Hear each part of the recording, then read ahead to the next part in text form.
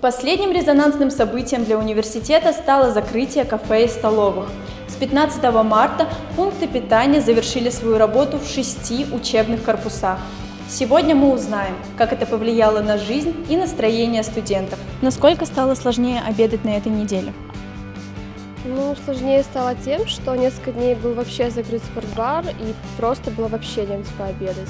Это сложно. Намного сложнее, иногда не успеваю даже.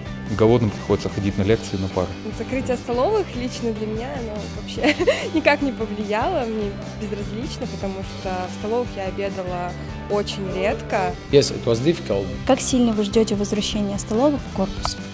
Как и все студенты, я очень жду этого, конечно. Я хочу, как и в прошлые времена, сходить в столовую СГУ, покушать там вкусно. Of course, because it's important. На самом деле в нашем корпусе я не жду лично, чтобы он закрылся, потому что мне нравится кооперативный техникум. Я жду возвращения достаточно сильно, потому что я очень часто покупала булочки и чай. Очень сильно жду, надеюсь, это случится как можно скорее.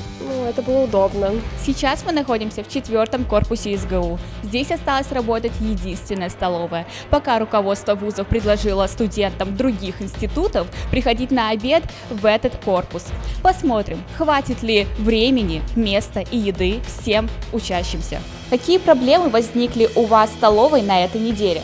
В общем-то никаких, так как я питаюсь обычно дома. Лично у меня никаких. Проблем никаких не возникло и не возникало ранее. Иногда приходится покупать, например, те же самые шоколадки для перекуса в автоматах. Я была в институте культуры, там нет столовой. Я зашла в главный корпус, там тоже нет столовой. Неудобно, конечно, что в 2 корпусах уже ее нет. Быстро все раскупают, это заметно было, когда приходишь, например, на обед, там уже большинства блюд просто уже нету. Много студентов из других корпусов посещают вашу столовую, и отразилось ли это как-то на вашем обеденном перерыве? Я прихожу в столовую тогда, если кушаю, когда очередей нет вообще. Они, наверное, еще не пронюхали, что у нас здесь столовая. И здесь есть вкусная еда, поэтому пока больших очередей нет. После 3-й пары, когда особенно хочется сходить пообедать, большое количество студентов. Мы 4-курсники, у нас уже есть стратегия, как попасть в столовую первыми, то лично у нас проблем не было.